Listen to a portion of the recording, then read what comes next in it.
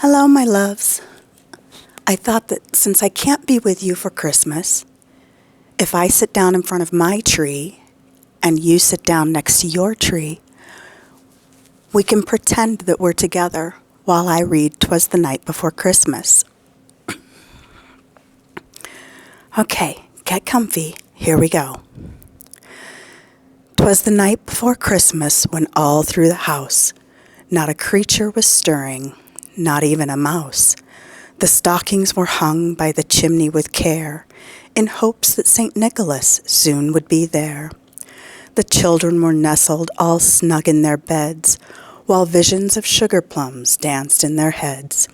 And Ma in her kerchief, and I in my cap, had just settled down for a long winter's nap. When out on the lawn there arose such a clatter, I sprang from the bed to see what was the matter. Away to the window I flew like a flash, tore open the shutters and threw up the sash.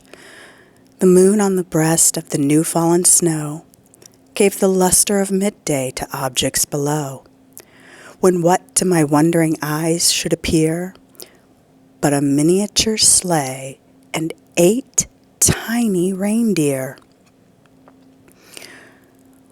With a little old driver so lively and quick, I knew in a moment it must be St. Nick. More rapid than eagles his coursers they came, and he whistled and shouted and called them by name. Now Dasher, now Dancer, now Prancer and Vixen, on Comet, on Cupid, on Donner and Blitzen. To the top of the porch, to the top of the wall, now dash away, dash away, dash away all. As dry leaves that before the wild hurricane fly, when they meet with an obstacle mount to the sky, so up to the housetop the coursers they flew, with the sleigh full of toys and St. Nicholas too. And then in a twinkling I heard on the roof the prancing and pawing of each little hoof. As I drew in my head and was turning around, down the chimney St. Nicholas came with a bound. He was dressed all in fur from his head to his foot, and his clothes were all tarnished with ashes and soot. A bundle of toys he had flung on his back, and he looked like a peddler just opening his pack.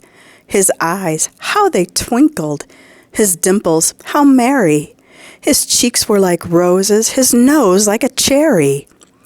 His droll little mouth was drawn up like a bow, and the beard of his chin was as white as the snow. The stump of a pipe he held tight in his teeth, and the smoke it encircled his head like a wreath. He had a broad face and a little round belly that shook when he laughed, like a bowl full of jelly. He was chubby and plump, a right jolly old elf, and I laughed when I saw him, in spite of myself. A wink of his eye and a twist of his head soon gave me to know I had nothing to dread. He spoke not a word, but went straight to his work, and filled all the stockings, then turned with a jerk. And laying his finger aside of his nose, and giving a nod up the chimney he rose. He sprang to his sleighs, to his team gave a whistle, and away they all flew like the down of a thistle. But I heard him exclaim, ere he drove out of sight, "Happy Christmas to all, and to all a good night." I love you, munchkins. Get to bed now so Santa can come visit you. See you next time.